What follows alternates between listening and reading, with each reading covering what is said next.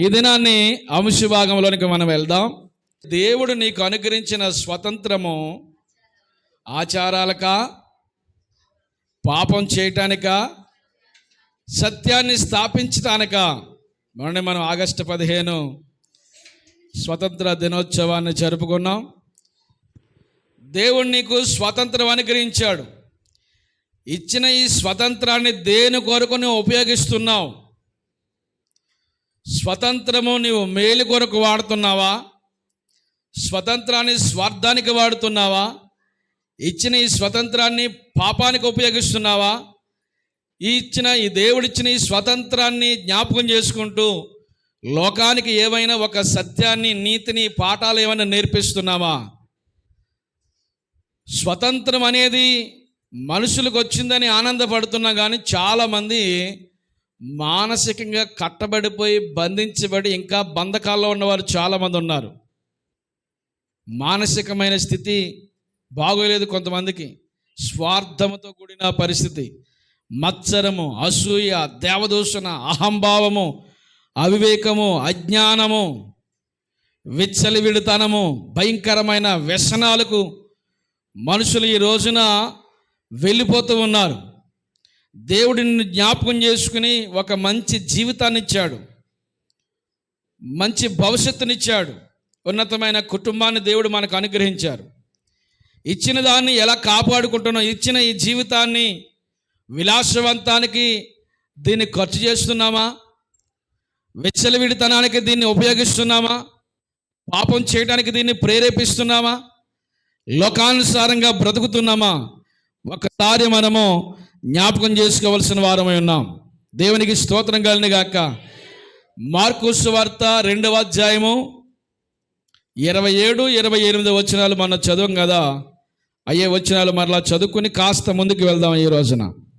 మరియు విశ్రాంతి దినము మనుషుల కొరకే నియమింపబడిన కానీ విశ్రాంతి దినము మనుషుల కొరకే నియమింపబడిన కానీ మనుషులు విశ్రాంతి దినము కొరకు నియమింపబడలేదు. అందువలన మనుష్య కుమారుడు విశ్రాంతి దినమునకు ఆయన ప్రభువు అయి ఉన్నాడు. దేనికి ప్రభు అంటే? ఆయన విశ్రాంతి దినానికి ప్రభు. ఆయన విశ్రాంతి దినాన్ని కొలవాలా? ఆ విశ్రాంతి దినాన్ని కలగజేసిన ప్రభువును కొలవాలా? మనము విశ్రాంతి దినానికి ప్రాధాన్యత ఇవ్వాలా? ఆ విశ్రాంతి దినాన్ని నియమించిన ప్రభువునకు ప్రాధాన్యత ఇవ్వాలా? విశ్రాంతి దినపు ఆచారాలు ముఖ్యమా మనకి? విశ్రాంతి దినాన్ని కట్టబడి బంధకాల్లో బంధించబడి అస్వస్థతకు గురై మరణావస్థలో ఉన్న వ్యక్తి బాగుపడ్డ ముఖ్యమా మనకి? ఏది ముఖ్యం? విశ్రాంతి దినాన్ని మరణావస్థలో ఉన్న ఒక వ్యక్తి బాగుపడడం ముఖ్యం. 18 సంవత్సరాల నుండి ఒక స్త్రీ నడుమంగిపోయి నడవలేని స్థితిలో ఉండి జీవితం అంతా అనగారిపోయి ఏ ఆశలు లేక జీవిస్తున్న జీవితం. యేసుక్రీస్తు ప్రభువారు ఆ సమయాన్ని ఆమె చూశాడు. ఎన్నేళ్ల నుండి ఇలా బాధపడుతుందో ఈమె జీవితానికి ఏదైనా ఒక మేలు చేయాలని ఆశపడ్డాడు. ఆశపడితే ఆమె దగ్గరికి వెళ్ళాడు. ఆయన రమ్మని పిలిచాడు. ఆమెను పిలిచాడు. వచ్చింది ఆమె. అమ్మా, నీ బలహీనతలో నుండి నీవు విడుదల పొందావు, ఇక స్వస్థ సిద్ధురాలుగా ఇంటికి వెళ్ళని, నీ బలహీనత పోయిందని ఆమె నెత్తి మీద చేతులుంచి ప్రార్థన చేయగా ఆమె చక్కగా లేచి వంగిపోయిన నడుము నిటారుగా నిలబడింది. ఇప్పుడు ఆమె నిలబడింది. కుటుంబం దగ్గర ఇంటికి వెళ్ళిపోయింది. ఎన్నడూ ఏ పని చేయింది, ఇప్పుడు ఇంటికి వెళ్ళి ఏం చేస్తుందంటే పని చేస్తూ ఉంది. యజమానురాలు యొక్క బాధ్యతలన్నీ గృహంలో నెరవేర్తస్తూ ఉంది. గతంలో ఎక్కడ కూర్చుంటే అక్కడే కూర్చుండేది. కానీ ఇప్పుడు అలాంటి విలువలేని జీవితానికి ఇప్పుడు దేవుడు ఆమెకు విలువనిచ్చాడు. కానీ ఇప్పుడు అక్కడ ఉన్న సమాజం అంతా ఏమంటున్నారంటే, విశ్రాంతి దినాన్ని నువ్వు ఆమెను బాగు చేశావు, విశ్రాంతి దినాన్ని చెయ్యకూడని ఆచారాలు, విశ్రాంతి దినాన్ని మన పితరులు పాటించని ఆచారాలు, పితృంపార పర్యాచారమైన ఆచారాలు నీ శిష్యులు నువ్వు పాటిస్తలేదు. మన పితరుల ఆచారాలు విశ్రాంతి దినాన్ని ఏ వ్యక్తికి అసలు మేలు చేయకూడదంటండి. ఇది ఎక్కడ న్యాయం? ఒకడు బ్రతుకు బాగుపడితే చాలదా? ఒకరి జీవితం బాగుపడితే చాలదా? వాడి జీవితం బాగుపడిందని సంతోషించడం మాని ఆచారాలు పోయాయని ఏడుస్తారంటే మీకు మీ ఆచారాలు ముఖ్యమా? జీవితాలు బాగుపడడం ముఖ్యమా? ఆచారాలు ముఖ్యమా? జీవితాలు బాగుపడడం ముఖ్యమా? మీకేం కావాలి? మీ ఆచారాలు కావాలి. రేపు రాఖీ పండుగ అని చెప్పాను కదా. రాఖీ పండుగ రోజున అయ్యయ్యో అన్న చెల్లెలు కట్టుకున్నారు, అయ్యయ్యో ఈ అన్న చెల్లెలు కట్టుకున్నారు, మాకేం పట్టింది, వాళ్ళు కట్టుకున్నారు కనుక మేము కూడా కట్టుకుంటాం. అన్యులు పాటించారు అంటే అది వాళ్ళ ఆచారం కనుక వాళ్ళు పాటిస్తారు. ఒకవేళ ప్రభు చెప్పిన ఆచారం ఏమంటే దాన్ని పాటించండి. ప్రభు చెప్పని ఆచారాలకు ఎందుకు మీరు ఆతృతపడి ఆరాటపడి వాటి వెంబడి వెళతారు? అది మనం పాటించవలసిన సాంప్రదాయం కాదు కదా. ఒకడు చెప్పాడు ప్రభు, నిన్ను వలే నీ పొరుగు వారిని ప్రేమించమన్నాడు. ప్రేమించవు, ఏం చేస్తావు? ద్వేషిస్తావు, రాఖీ మాత్రం కట్టేస్తావు. ఈ రోజున ఎంతమంది అన్నా చెల్లెళ్ళు సఖ్యంగా ఉన్నారు కుటుంబాల్లో? ఒక ఆవిడ తెలంగాణ వెళ్ళింది ఏదో పని మీద, రాఖీ కట్టడానికి ఆంధ్ర వచ్చేసింది. రాఖీ కట్టేసిపోయింది. అక్కడికి వెళ్ళిపోయి శాపనగారాలు పెడుతుంది మళ్ళీ ఇంటి బతికిని. ప్రేమ అనేది లోపల లేదు కానీ ఏం కట్టేశావు? రాఖీ కట్టేస్తావా? రాఖీలో ఉండిపోయిందా? ఏముంది రాఖీలోని? ఏముండాలి? నిన్ను వలే పొరుగువారిని ప్రేమించు, పక్కవారిని ప్రేమించు. ప్రభువు చెప్పాడు, హింసించే వారి కొరకు ప్రార్థించమన్నాడు. ప్రార్థించవు కానీ రాఖీ మాత్రం కట్టేస్తావు. నీకేది ముఖ్యం? ఆచారం ముఖ్యమా? ఆత్మీయత ముఖ్యమా? ఆత్మీయతే ముఖ్యం మనకి, ఆచారాలు కాదు ముఖ్యం. వారికి విశ్రాంతి దినం ఒక వ్యక్తి జీవితం బాగుపడ్డ ముఖ్యమా? వారి ఆచారాలు ముఖ్యమంటే ఏమంటున్నారు వీళ్ళు? మా ఆచారాలే ముఖ్యం, మా ఆచారాలే మాకు ముఖ్యము అని అంటున్నారు. చూడండి మార్కు సువార్త, అదే మార్కు సువార్త 7వ అధ్యాయము 4వ వచనం నుంచి అలా కొన్ని వచనాలు చదువుదాం. 7వ అధ్యాయము 4వ వచనం నుంచి కొన్ని వచనాలు చదువుదాం. మరియు వారు సంత నుండి వచ్చినప్పుడు నీళ్లు చల్లుకుంటేనే వారు సంత నుంచి వచ్చినప్పుడు ఏం చల్లుకుంటారంటే ఆచారం ఇదంతానే. అర్థమైందా? ఇదంతా ఏంటంటే వాళ్ళకి ఆచారాలు. ఆ 3వ వచనం నుంచి చదవమ్మా. నీళ్లు చల్లు 3వ వచనం నుంచి పరిచయులను యూదులందరూ పెద్దల పారంపర్యాచారమును బట్టి చేతులు కడుక్కుంటే గాని భోజనం చేయరరే. పెద్దలు చాలు మరి ఇదేంటంటే పెద్దలు పారంపర్యాచారం అంటే వంశాచారాలు. పరంపరం అంటే తరం తర్వాత తరం తర్వాత తరం పరంపరమైన ఆచారాలు. పితృ పారంపర్యాచారం అంటే మన పితరుల నాటి కాలం నుంచి వస్తున్న ఆచారాలు ఏంటంటే చేతులు కడుక్కొని భోజనం చేయాలి. అలాగే సంతకి వెళ్ళినప్పుడు మరలా వస్తే ఏం చల్లుకోవాలంటే నెత్తి మీద నీళ్లు చల్లుకోవాలి. ఎవరినైనా ఒకవేళ తాకారేమో, ఎవరినైనా ఒకవేళ ఏం చేశారో వీళ్ళు అశుద్ధం అవుతారేమో అని చెప్పి నీళ్లు చల్లుకోవాలి. ఇంకేమున్నాయి కింద? వెండి గిన్నెల గురించి, ఇదియుగాక గిన్నెలు, కొండలు, ఇతర పాత్రలు, నీళ్ళలో కడుగుట, ఇంకా మొదలగిన అనేకమైన ఆచారములు అనుసరించి అనేకమైన ఆచారాలు. ఏం కావాలి వీళ్ళకి? ఏం కావాలమ్మా? ఆచారాలు అన్ని ఆచారాలే. పెళ్ళికి ఒక ఆచారం, పెళ్ళికి ఒక ఆచారం, ఇల్లు కట్టుకునేటప్పుడు ఒక ఆచారం, చచ్చినప్పుడు ఒక ఆచారం, పుట్టినప్పుడు ఒక ఆచారం. అన్ని ఆచారాలే. ఆచారాలు లేకుండా జీవితాలు సాగవు. నువ్వు వెళ్ళాలంటే ఒక ఆచారం, పుట్టింటి నుంచి అత్తదింటికి వెళ్ళాలంటే ఆచారం ఉండదు కానీ అటు నుంచి అమ్మగారింటి కాడి నుంచి అత్తవారింటికి రావడానికి చాలా ఆచారాలు ఉంటాయి. మంగళవారం, ఆ వారం, ఈ వారం, ఇలాంటి ఆచారాలు ఒకటి కాదు, రెండు కాదు, అనేక రకమైన ఆచారాలు. ఈ క్రైస్తత్వంలో ఉండి కూడా ఆచారాలు పాటిస్తున్న వారు వీళ్ళు అసంగా నిజమైన క్రీస్తుని ఆరాధిస్తున్నవారు, నిజమైన క్రీస్తుని నమ్ముకున్నవారు. ఇంకా అనేక రకమైన ఆచారాలు కలవంటే వాళ్ళకి వీళ్ళకి ఏం కావాలంటే జీవితాలు బాగుపడితే వీళ్ళకి సంతోషం కాదు.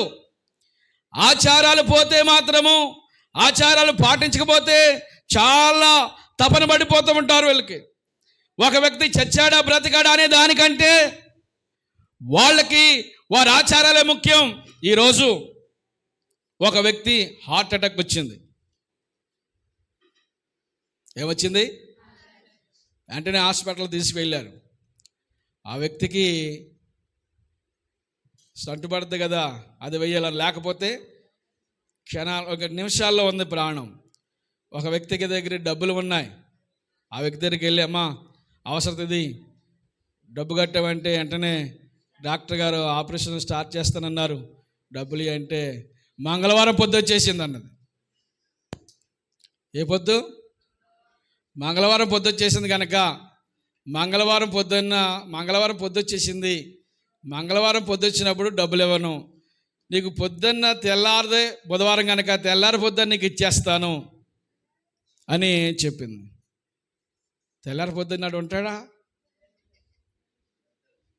ఎవడు తెల్లారి పొద్దున్న హార్ట్ అటాక్ వచ్చినాడు ఏమవుతాడు? అప్పటి వరకు నీకేం కావాలి? ఆడు ప్రాణం కంటే నీ ఆచారమే ముఖ్యం నీకు.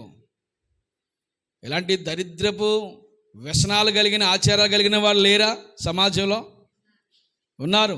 ఆచారాలు బ్రతుకులు మార్చవు. మతం మనకేమి నేర్పిస్తుందంటే ఆచారాలు నేర్పిస్తాయి. మతం మన జీవితాన్ని మార్చేదైతే పర్లేదు, ఆచారాలు మూలకంగా నడిపించబడకూడదు మనం.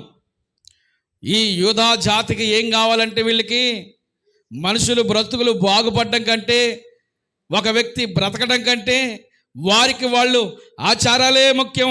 ఎక్కడికన్నా వెళ్తే నీళ్లు చల్లుకోవడం, కొండలు కడుక్కోవడం, అలాగే గిన్నెలు కడుక్కోవడం, నీళ్లు చల్లుకోవడం, అలాగే ఇంకా అనేక రకమైన ఆచారాలు వారికి ఇంకా చాలా ఆచారాలు ఉన్నాయటండి. అంటే వీళ్ళ జీవితం అంతా ఆచారాలతో మగ్గిపోతుంది. 5వ వచనం చదువుదాం. అప్పుడు పరిసయ్యులను శాస్త్రులను నీ శిష్యులు ఎందుకు పెద్దల యొక్క పారంపర్యాచారం చెప్పున నడుచుకొనక అపవిత్రమైన చేతులతో వారు ఏంటంట పెద్దల యొక్క పారంపర్యాచారములు ఎందుకు నీ శిష్యులు పాటించట్లేదు? యేసుక్రీస్తు ప్రభు ఎప్పుడు కూడా ఆయన సేవా జీవితంలో ఈ పెద్దల యొక్క పారంపర్యాచారమైన ఆచారాలు ఏమీ పాటించలేదు. అందుకనే మన సాంప్రదాయాలకు, మన ధర్మశాస్త్రానికి ఈయన భిన్నంగా బోధిస్తున్నాడని అనేక రకమైన కంప్లైంట్స్ ఇస్తూ వచ్చేవారు యేసుక్రీస్తు ప్రభు మీద. యేసు ప్రభు పాటించలేదు. ఆ తర్వాత శిష్యులను కూడా పాటించమని చెప్పలేదు. ఆయన పాటించలేదు అని చెప్పడానికే విశ్రాంతి దినాన్ని చాలా కార్యక్రమాలు చేస్తూ ఉండేవాడు. ఊచ చేయగలవాడిని ఒకడు బాగు చేశాడు. అప్పుడే అలా అందరూ అలాగొచ్చేసారు. అందరూ వస్తే ఎవరిదైనా గొర్రె గుంటలో పడిపోతే విశ్రాంతి దినమని చెత్తే చావనని విడిచిపెడతారా అంటే, ఎందుకు విడిచిపెడతాం, లేపుతాం అన్నాను. మరి గొర్రె కంటే పశువు కంటే మనిషి శ్రేష్టమైనడు కదా. పశువులకి ఇస్తున్నారు కానీ విలువ మనుషులకి ఇవ్వట్లేదు. అర్థమైందా? మనుషులకి విలువ లేదు. దేశంలో పశువుల కన్నా విలువ ఉంది. పశువులను కొట్టినట్టు కొడుతున్నారు. పశువు కంటే హీనంగా అసభ్యకరమైన రీతిలో మనుషుల్ని హేళన చేసేవారు చాలామంది ఈనాటి కాలంలో మనకు కనిపిస్తూ ఉన్నారు. విశ్రాంతి దినాన్ని ఆయన పాటించేవాడు కాదు. విశ్రాంతి దినాన్ని ఆచారాలు సాంప్రదాయాలు మీ బ్రతుకులు మార్చవు. ఇదిగో ఆయన విశ్రాంతి దినానికి ప్రభు అయినాడు కనుక ఆయన చెప్పిన మాటలు మీ మధ్యలో దాచుకోనండి. ప్రభు మాటల్ని మధ్యలో దాచుకుంటే మన జీవితాలు బాగుపడతాయి. దేవుడు నీకు ఇచ్చిన స్వతంత్రత ఆచారాలకా పాపం చేయడానిక, సత్యాన్ని స్థాపించడానిక? ఈరోజు స్వతంత్ర దేశంలో బ్రతుకుతున్నాం మనం. అపోస్తలుడైన పౌలు గారు అంటారు, అన్నిటి మీద నాకు స్వతంత్రత కలదు, అన్నిటి మీద నాకు స్వతంత్రత కలదు, కానీ అన్నీ చేయతగినవి కావు. స్వతంత్రత అయితే అన్నిటి మీద ఉంది. అమ్మా, అన్నిటి మీద స్వతంత్రత ఉందా? నేను ఏ పైనైనా చేయగలనా? ఏ పైనైనా చేయడానికి నా స్వతంత్రత ఉందా? నా ఇష్టం అది, నీకెందుకు? నువ్వు నన్ను నిలదీయడానికి నువ్వెవరవు? నీకు సంబంధం ఏంటి అసలు? అది నా ఇష్టం, నాకు నచ్చింది, నేను చేశాను. నేను త్రాగుతాను, తిరుగుతాను, తింటాను, నా ఇష్టం వచ్చినట్టు ఉంటాను. నన్ను అడగడానికి నీవు ఎవరవు? నీవెవరు? నీకు సంబంధం ఏంటి అసలు? ఏమనుందా చెప్పండి. పోనీ సంబంధం లేదు. అలాగే నిన్ను నేను అడగడానికి నేను సరిపోను. నీకు ఇష్టం, నీకు అన్నిటి మీద చేయడానికి స్వతంత్రత ఉంది. నువ్వు తింటావో, తాగుతావో, తిరుగుతావో, ఏం చేసుకుంటావో అన్నీ చేసుకోవచ్చు, ఏం చేసుకోవచ్చు. కానీ మరలా అదే క్షణంలో అంటాడు, అన్నీ చేయతగినవి కాదు. అన్నిటి మీద స్వతంత్రత ఉంది, కానీ అన్నీ చేయదగినవి కాదు, కొన్ని మాత్రమే చేయదగినవి. అది ఏది హానికరమైందో, ఏది లోకానుసారమైందో, ఏది అపవిత్రమైందో, ఏది చెడ్డదో, ఏది మన జీవితానికి హాని చేస్తుందో దాన్ని మనము తీసివేయగలగాలి. మీ పితరుల యొక్క పారంపర్యాచారమైన ఆచారాలు మీకు ముఖ్యము. వ్యక్తులు బాగుపడటం కాదు.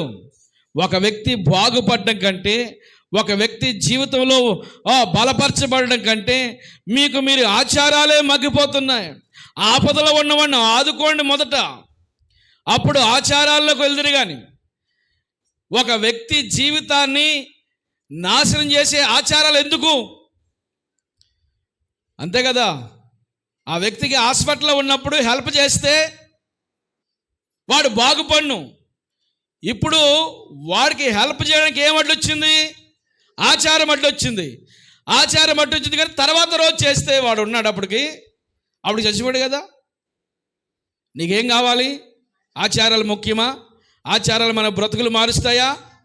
ఆచారాలు మార్చవు. వచ్చే జన్మ కూడా నీకే భర్తనే పుడతానా అని అన్నా. ఆవిడంటే వచ్చే జన్మ కూడా నువ్వేనా? ఏమండి, ఈ జన్మలో జీవితాన్ని చక్కబెట్టి చాలు. వచ్చే జన్మ మాట ఆలోచిద్దాం. వచ్చే జన్మ ఉందనుకుంటున్నా నీవు. ఇంకో జన్మలో ఏదో ప్లాన్ వేసుకుంటున్నావా? 400 సంవత్సరాల తర్వాత మరలా పుట్టారంట పిచ్చోళ్ళు. ఆలుగాది పిచ్చోళ్ళు, నువ్వు పిచ్చిదాను. చూసేవాళ్ళు పిచ్చోళ్ళు.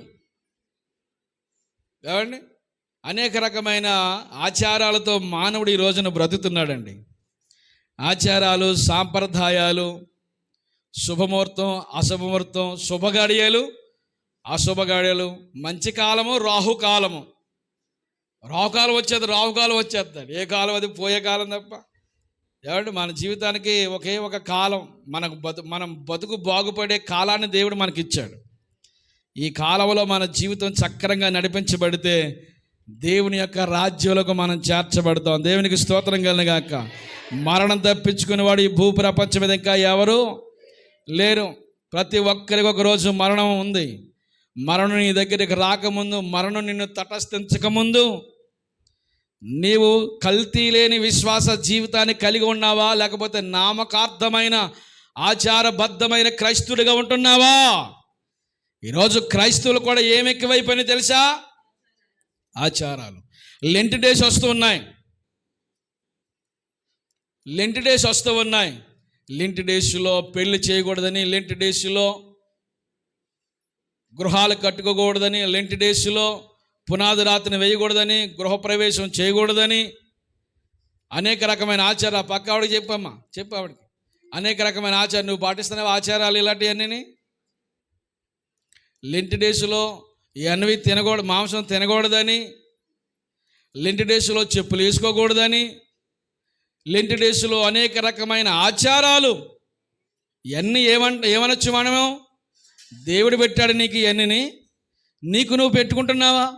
నీకు నువ్వు పెట్టుకుంటున్న ఆచారాలు అవి దేవుడు పెట్టి నీకున్నంటే దేవుడి పెట్టినవి పాటించకుండా, అందుకని మీ పెద్దల యొక్క పారంపర్యాచారం అంటే పెద్దల యొక్క ఆచారాలు, పెద్దలు నియమించిన పర్యాచారాలు మనము ఆచారాలుగా పాటించుకుంటూ జీవితాన్ని కొనసాగించుకుంటూ భక్తి అనే ముసుగులో ఆనందిస్తూ ఉన్నాం. కానీ నిజమైన ప్రభు మెచ్చుకునే భక్తి మనం చేస్తున్నామా అని అడుగుతున్నాడు ప్రభు ఈ రోజున.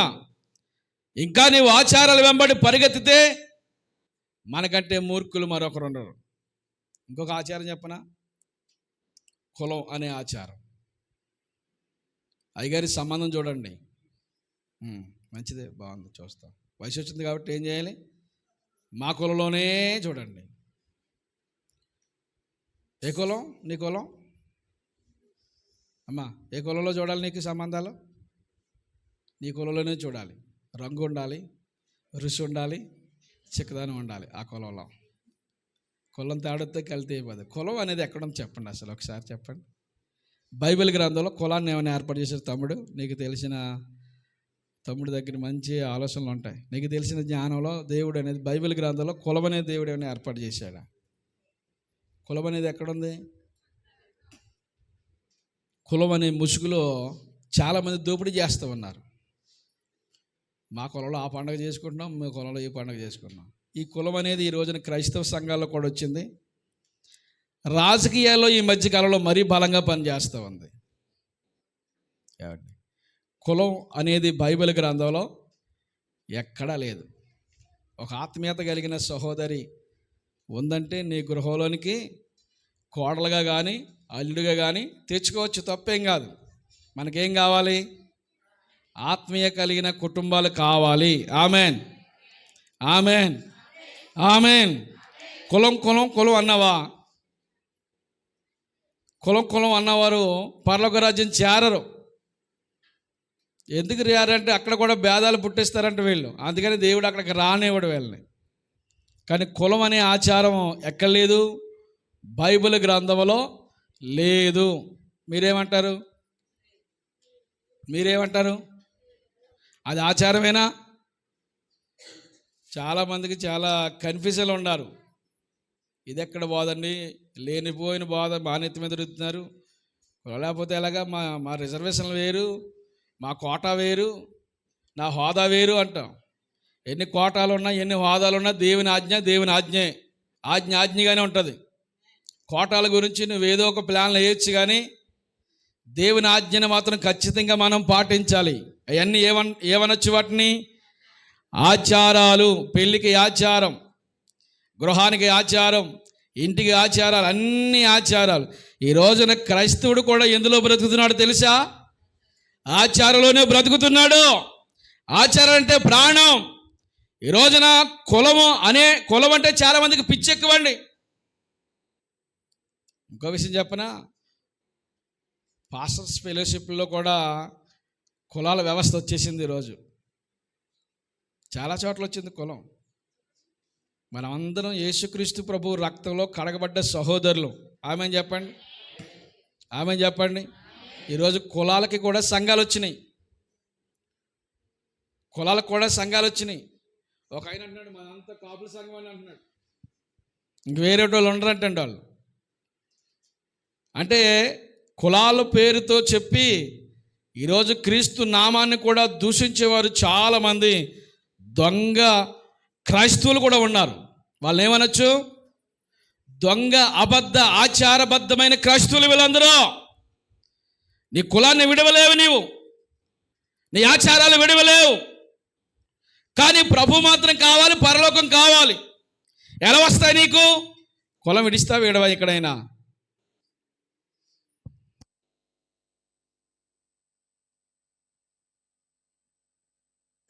ఏడవాలి. ఎందుకు ఏడవాలి? అదొక ఆచారం కాబట్టి. ఆయన కులానికి దేవుడా, మనుషులకు దేవుడా? మనుషులకు దేవుడు. స్తోత్రం కలనే గాక. ఈ కులానికి మాత్రమే దేవుణ్ణి, ఆ కులానికి మాత్రమే దేవుని అని ఎక్కడ చెప్పలేదమ్మా. ఆయన యెహోవా అందరికీ ప్రభువు. స్తోత్రం కలనే గాక. ఆయన విశ్రాంతి దినానికి ప్రభు, ఆచారానికి ప్రభు కాదు. నువ్వు ఆచారబద్ధమైన క్రైస్తవుడిగా జీవిస్తున్నావేమో ఒకసారి నువ్వు పరీక్షించుకోవాలి. గలతీ పత్రిక 5వ అధ్యాయం 1వ వచనం చదవండి. గలతీ పత్రిక 5వ అధ్యాయం 1వ వచనం చదవాలి.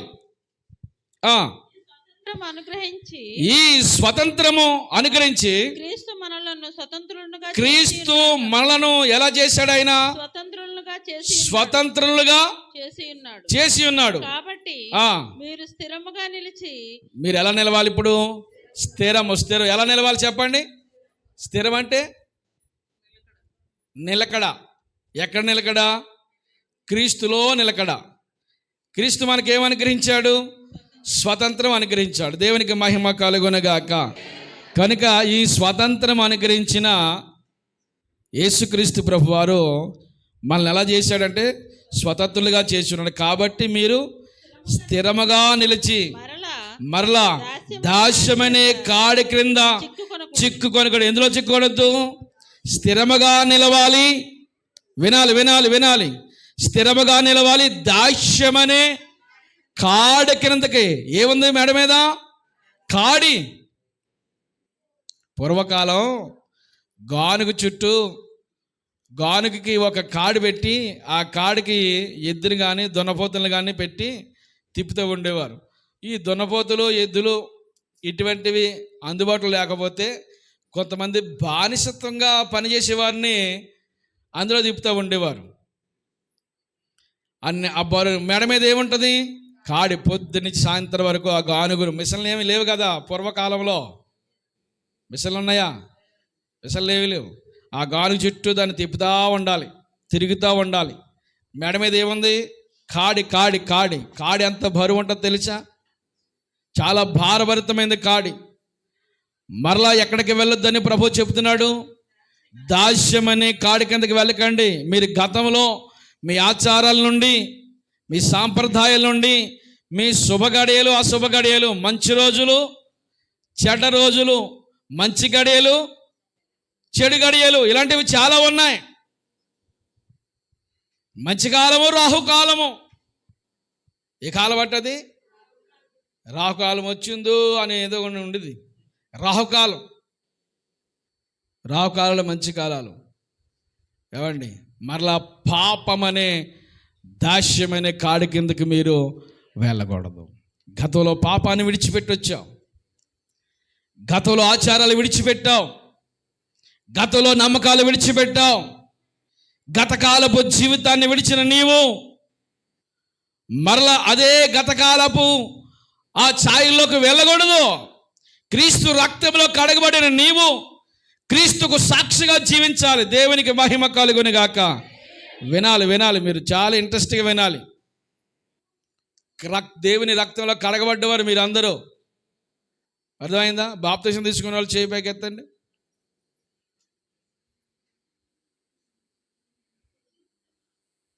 ఆవిడ పడుకుంది. ఆవిడేంటి ఎత్తలేదు? దేవుని ఇష్టం. మ్యాక్సిమం అందరూ తీసుకున్న వాళ్ళే, చిన్నపిల్లలు తప్ప. అంతే కదా? రేణుక తప్ప అందరూ తీసుకున్న వాళ్ళే. మీరందరూ ప్రభు రక్తంలో కడగబడిన వారు. కడగబడిన మనం అందరం క్రీస్తుకు సాక్షిగా జీవించాలి. ఆమె చెబుదాం. క్రీస్తు నామానికి దూషణ పాలుగా చేయకూడదు. నీ మాట, నీ స్నేహము, నీ పాట, నీ పడికట్టు, నీ పద్ధతి, ఇవన్నీ ఎలాగుండాలి? దేవునికి వేరుగా మనం ఉండకూడదు. అన్ని దేవునికి మహిమకరంగా ఉండాలి. ఆమె చెబుదాం. దేవునికి ఇష్టకరమైన బిడ్డగా ఉండాలి. ఏ స్నేహం పాపాత్ములతో స్నేహం చేయకూడదు, లోకస్తులతో స్నేహం చేయకూడదు, త్రాగుబోతుతో స్నేహం చేయకూడదు, వ్యభిచారితో స్నేహం చేయకూడదు, లోక సంబంధమైన వ్యసనాలతో ఉన్న వారితో స్నేహం చేయకూడదు.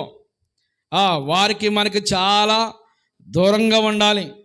పాపం అనే దాస్యం అంటే గతంలో ఆ పాపానికి దాస్యం అయిపోయి జీవించాం. పాపం చేసేవాడు పాపానికి దాసుడు అని రాయబడి ఉంది. పాపం చేసే వ్యక్తి పాపానికి దాసుడు. ఇంకో మాట చెప్పమంటారా? పాపం చేసేవాడికి ఎప్పుడు నెమ్మది ఉండదు, స్థిమితం ఉండదు. దాని కొరకు ఎంత ప్లాన్ చేయాలి? రాత్రి నిద్ర ఉండవు. నిద్ర లేకుండా ప్లాన్లు చేయాలి, పక్కగా ప్లాన్లు వేసుకోవాలి, మార్గాలు ఏర్పాటు చేసుకోవాలి, ధనం ఖర్చు పెట్టాలి. ఏమంటే పాపం అనేది సింగిల్ పర్సన్ కాదు, ఒక ప్యాకేజ్. ఆ పాపం చేయడానికి అబద్ధం ఆడాలి, మోసం చేయాలి, ప్లాన్లు వేయాలి, అనేక రకమైన ఉంటవి. కనుక పాపం చేసే వ్యక్తికి ఏ రోజు కూడా స్థిమితం ఉండదు.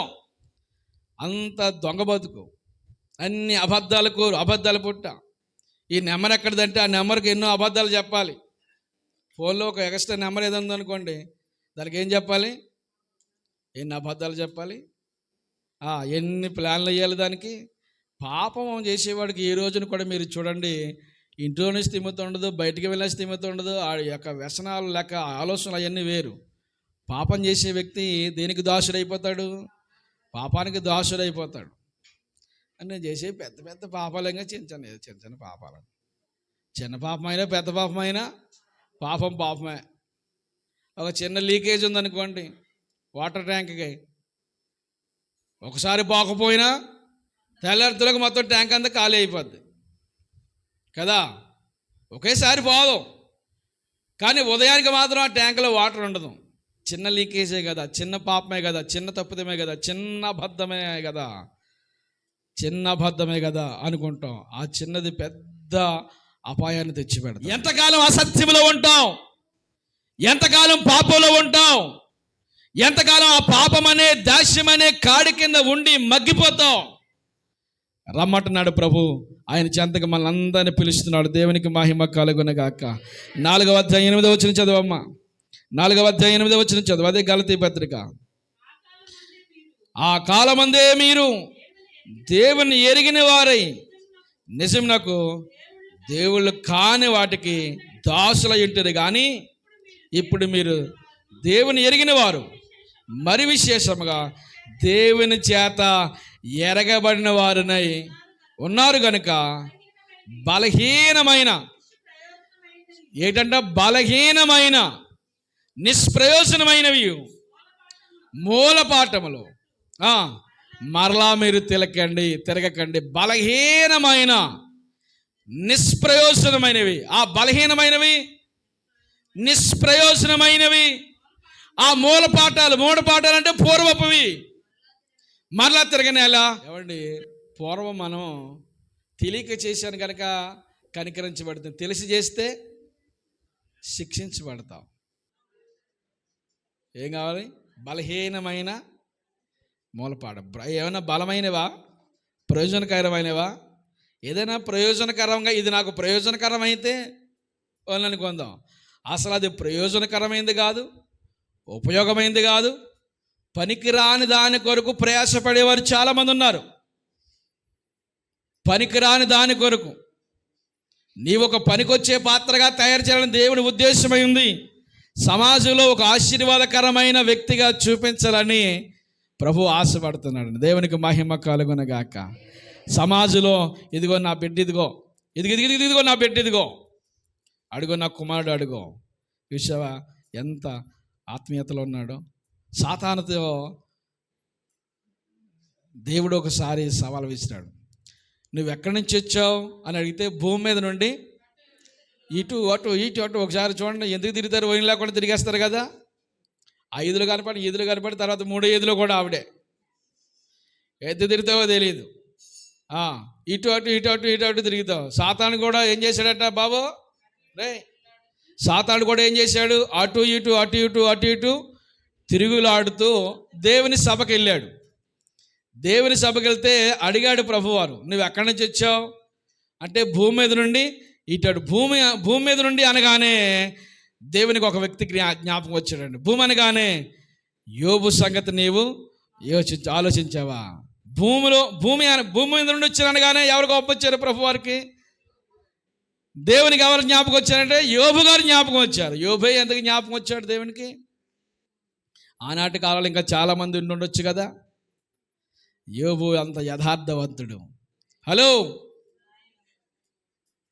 యోబు ఎలాంటి వాడు? యథార్థవంతుడు, న్యాయవంతుడు, దేవుని యందు బహు భయభక్తులు కలిగిన వాడు. ఎవరు సాక్ష్యం ఇచ్చారు?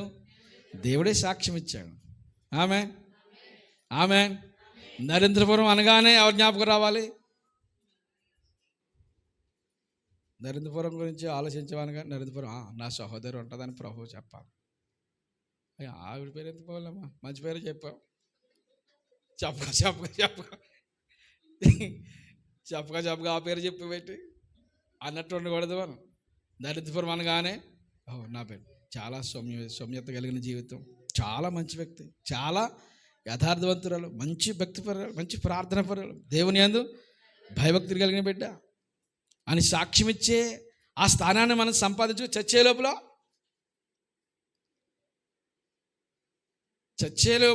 ఆ స్థాయిని మనం సంపాదించుకోగలమా? చచ్చే లోపల 1 కోటి రూపాయలు సంపాదించుకోవచ్చు. కలిసి వస్తే ఏదోలా సంపాదించవచ్చు, పెద్ద ఇబ్బంది ఏం కాదు. 1 కోటి రూపాయలు సంపాదించి చచ్చిపోయావు, ఏమొచ్చింది కూడా? మొన్న ఒక సహోదరి చనిపోతే ఏడుతా పడితే కాళ్ళకు పట్టీలు ఉన్నాయి, తీసేయమంటున్నారు. ఆ సేలు ఊడి రావట్లేదు, ఊడి రాకపోతే మరి వదిలొచ్చు కదా, పట్టుకర తెచ్చారు అక్కడి నుంచి. చచ్చిపోయి ఆవిడ ఎడుతుంటే పని ఏంటి తెలుసా? అవి పీకేశారు మొత్తానికి.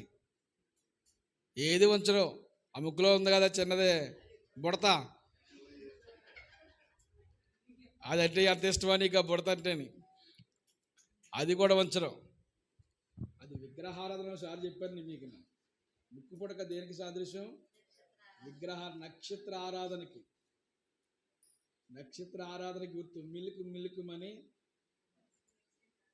ఆ నక్షత్ర ఆరాధనకి గుర్తుగా ఆ రోజుల్లో మెసొపొతేమియాలో ఈ ముక్కు పుడకలు చేస్తూ ఉండేవారు. ముక్కునెత్తలు అనేవారు కదా, ఇవి చేస్తూ ఉండేవారు. నువ్వు ధరించుకుంటావంటే వాళ్ళు ధరించుకునే వాళ్ళ దేవత, నీకెందుకు? నీకేమి ఏమనాలి దాన్ని? రోగం అనాలా లేకపోతే ఏమనాలి? నీకెందుకు అది? వాళ్ళు ధరించుకున్నారు వాళ్ళ దేవత గురించి. ఆ ముక్కు అన్నం ఉంచుకోవచ్చు కదా, ముక్కు అందులో కన్నాలు ఎందుకు? ఆ ముక్కుకి దేవుడు పెట్టిన కన్నాలు సరిపోవా దానికి? ఏమండి అమ్మా, దేవుడు పెట్టిన కన్నాలు సరిపోతాయా? మళ్ళీ ఎగస్ట్రా కన్నాలు. ఇంకొక ఆవిడకి చెవికేకంగా ఈ శివ నుంచి శివ దాకా కన్నాలే. శివలు పుట్ట వేసినప్పుడు ఈ పక్కన ఆ పక్కన నుంచి పోతాయి కదా, ఇవన్నీ కన్నాలే. అవి ఏమంటారంటే ఎగస్ట్రాలు అంటారు వాటిని. హలో, ఏమనొచ్చు వాటిని? ఎగస్ట్రాలు.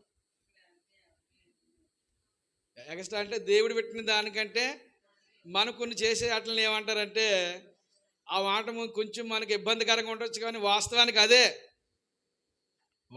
అదే. దేవుని పద్ధతిలో మనం నిలవాలి కానీ లోక పద్ధతిలో వెళ్ళిపోవడం చూడకో.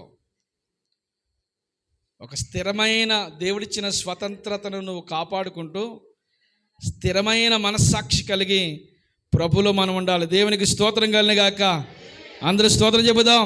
మత్తయి సువార్త 11వ అధ్యాయము 28వ వచనం చదువుదాం. మత్తయి సువార్త 11వ అధ్యాయము 28వ వచనం చదువుదాం. చదవండి. ప్రయాసపడి భారము మోసుకొనుచున్న సమస్త జనులారా నా యొద్దకు రండి, నేను మీకు విశ్రాంతిని కలుగజేతును. ఏం కలుగజేస్తాడంట ఆయన? ఏం కలుగజేస్తాడమ్మా? హలో, విశ్రాంతి నాకు వద్దు, నా భారం నాకు కావాలన్నట్టు చెప్తున్నారు. ఏం కలుగజేస్తాడు ఆయన? తల్లిగారు నీకు ఏమిస్తాడు అన్నాడు ఆయన? విశ్రాంతి అనండి. ఏమనండి? విశ్రాంతి అనండి. అందరూ విశ్రాంతి. ఇంటికి వెళ్ళిపోయిన తర్వాత ఎంతమంది విశ్రాంతి తీసుకుంటారు?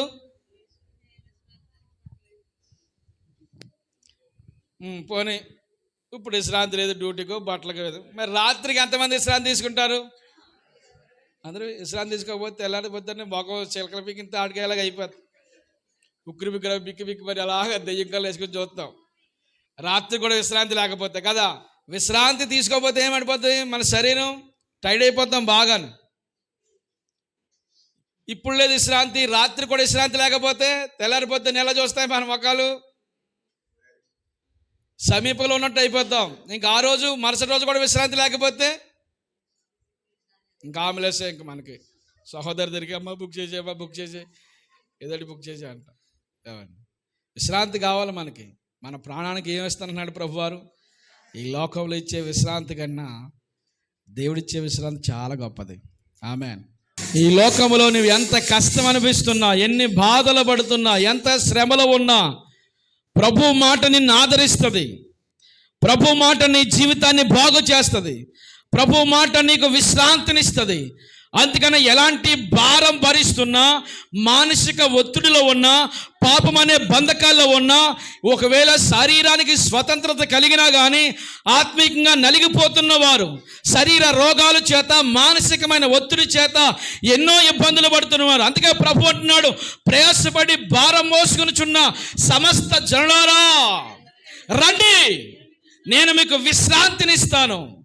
ఆ కింద నేను సాత్వికుడును, దేన మనస్సు గలవాడును గనుక మీ మీద నా కాడి ఎత్తుకుని నేర్చుకునుడి. ఏం చేయాలమ్మా? హలో, ఏం చేయాలి? కాడి ఎత్తుకుని నేర్చుకోవాలి. అప్పుడు మీ ప్రాణములకు చాలు ఏం చేయాలి చెప్పండి? చెప్పండి ఏం చేయాలో అందరూ చెప్పండి. ఎందుకు వచ్చావు ఇక్కడికి? నేర్చుకోనకు వచ్చావు. నేర్చుకోనకు వచ్చావు ఏం మాటలు మరి? నేర్చుకోనకు వచ్చినప్పుడు నేర్చుకుని వెళ్ళాలి. నేర్చుకోనకు వచ్చాం. ఇది నేను చెప్పే మాట, తరచుగా చెప్పే మాట, వాళ్ళని కంట్రోల్ చేయండి. నేను తరచుగా చెప్పే మాట, ఇది క్రైస్తవుల యొక్క పాఠశాల. ఆమె ఏంటిది? మనకి పాఠశాల, క్రైస్తవుల యొక్క పాఠశాల. ఎందుకు వచ్చే పాఠశాలలోకి? కోప్పడి వెళ్ళిపోతే వచ్చేటప్పుడు బాగానే వచ్చింది, వెళ్ళేటప్పుడు మాకు మాసం బాగాలేదు, ఏంటి ఇలా వెళ్ళిపోతానికి కోపం, ఏదైనా కోపకిచ్చి వెళ్ళిపోయింది. కోపకిచ్చి వెళ్ళిపోతే ఎప్పటికి కూడా నేర్చుకోలేవు. బాధపడి కోప్పడి వెళ్ళకూడదు, బాధపడి వెళ్ళకూడదు, భారంతో వెళ్ళిపోకూడదు. ఏ భారంతో వచ్చావో ఆ భారం అంతా ప్రభువుకు అప్పగించేసి వెళ్ళాలి. స్తోత్రం కలిగాక. హల్లెలూయా. నీ ప్రాణానికి ఏమిస్తాడమ్మా దేవుడు? విశ్రాంతినిస్తాడు, నెమ్మదినిస్తాడు. నీకు మనుషులతో చెప్పకుండా భారాలు ఉంటాయి, లోపల ఎన్ని భారాలు ఉన్నా, ఎంత బాధ ఉన్నా అదంతా దేవునికి నీవు అప్పగించుకుందువుగాక. అందరూ దేవుని స్తోత్రం చెబుదాం.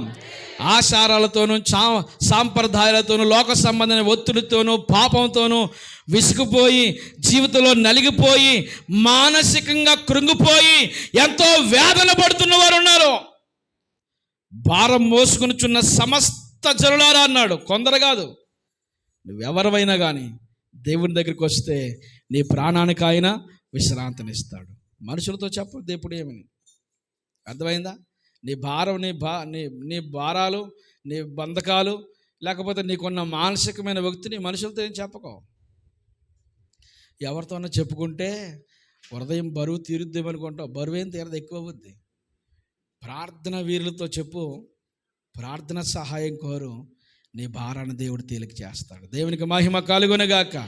అది ఎలాంటి భారమైనా, కుటుంబ భారమా, ఆర్థిక భారమా, శారీరక భారమా, మానసికమైన భారమా, ఏ భారమైనా కావచ్చు, నీ భారం ప్రభు మీద మోపు.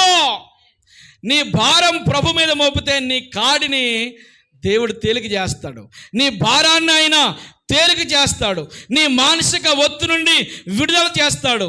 ఇక ఎడారిలో ఒంటరిగా ఉన్నా కానీ ప్రశాంతంగా ఉంటావు. Amen, amen. ఎక్కడికి వెళ్ళినా ఎలా ఉంటావు? నీవు ప్రశాంతంగా ఉంటావు. ఎంత ఒత్తిడి లేక ఒక ఉపద్రవం వచ్చి నీ మీద పడిపోతున్నా కానీ చాలా ప్రశాంతంగా ఉంటావు. ఎందుకంటే ప్రశాంతత ఏం కావాలి? ఏం కావాలి? మన జీవితంలో దేవుని మీద భారాలు వేసుకుని మనం నలిగిపోతున్న ప్రతి ఒత్తిడి ప్రభువుకు అప్పగించాలి. మనుషులతో చెప్పకుండా విషయాలు ఉంటాయి, అవి కూడా అన్ని ప్రభుతో, మనుషులతో చెప్పకపోయినా కానీ ప్రభుతో మాత్రం చెప్పు. నీ భారం ఏదైనా, నీ కష్టం ఏదైనా, నీ హృదయంలో ఉన్న ఆలోచన ఏదైనా, నువ్వు ఏ విషయంలో కృంగిపోతున్నావు సహోదరి సహోదరుడా, కృంగిపోవద్దు. ప్రభు మీద నీ భారమై ఆచారాల వెంబడి ఎక్కడికి వెళ్తే ఏదో జరుగుద్ది, ఎక్కడికి వెళ్తే ఏదో కలుగుద్ది, నా భారాలు తేలికవుతాయేమో అనుకుంటావేమో కానీ ఎక్కడికి వెళ్ళినా నీ జీవితంలో ఒరిగేది ఏమీ లేదు. ఎన్ని హోమాలు చేసినా, ఎన్ని పుణ్యాలు చేసినా, వస్త్రాలు దానం చేసినా, అన్నదానం చేసినా, భూదానం చేసినా, ఒకవేళ 1,00,000 రూపాయలు తెచ్చి నువ్వు దేవునికి కానుకగా ఇచ్చేసినా నీ భారం ఏమీ తేలికవదు. మొదటగా సులువుగా నీ భారాన్ని దేవునికి అప్పగించగలుగు. దేవునికి స్తోత్రం కలగాక. మన భారాలన్నీ భరించేవాడు మనకున్నాడు. ఆచారాలు విడిచిపెట్టు, సాంప్రదాయాలు విడిచిపెట్టు, మూఢనమ్మకాలు విడిచిపెట్టు. ప్రభువులో మాత్రమే నెమ్మది ఉందని గ్రహించు. కనుక ఈ స్వతంత్రం ఇచ్చిన ప్రభుని పక్కన పెట్టి లోక సంబంధమైన వాటికి విలువనిస్తూ దేవుణ్ణి ఇంకా దూరం చేస్తున్న అనేక మంది నేటి సమాజంలో మనకు కనబడుతున్నారు. నీ వలన ఎప్పుడు కూడా దేవుని నామము దూషించబడకూడదు. Amen, amen. దేవుని నామం దూషించబడకూడదు. నీ కొరకు ప్రయాసపడ్డాడు ఆయన, నీ కొరకు ప్రాణం పెట్టాడు, నీ కొరకు రక్తం కార్చాడు, నీ కొరకు తన శరీరం అంతా నలగొట్టబడింది, నీ కొరకు ఎన్నో చిత్రహింసలు చేయబడ్డాడు ఆయన. నిన్ను ఈ లోకంలో మగ్గిపోవాలని కాదు, నీ కొరకు రక్తం కార్చింది, నిన్ను పాపం నుండి పవిత్రతలో చేసి ఆ పవిత్రమైన జీవితంతో పరలోకానికి తీసుకుని వెళ్ళాలని. మరలా నువ్వు పాపమనే దాస్యమనే కాడి కిందకి నువ్వు వెళ్ళిపోతూ ఉంటుంటే నిన్ను చూసి ఆయన ఏమి సంతోషించడు. మన పాపాలన్నీ భరించి యేసయ్య మనకున్నాడు. దేవునికి స్తోత్రం కలుగాక. మనుషుని పాపములన్నీ మోయలేని భరింపజాలనవి ఈ లోకంలో ఎవరు భరించకపోయినా ఆయన మనల్ని భరిస్తాడు. మోకరించండి, అందరూ ప్రార్థన చేసుకుందాం. ఒక్క నిమిషం అలా మోకరించండి. నీ భారాలు భరించి యేసయ్య నీ దగ్గర ఉన్నాడు. నీకు నెమ్మదినిచ్చి యేసయ్య నీ దగ్గర ఉన్నాడు.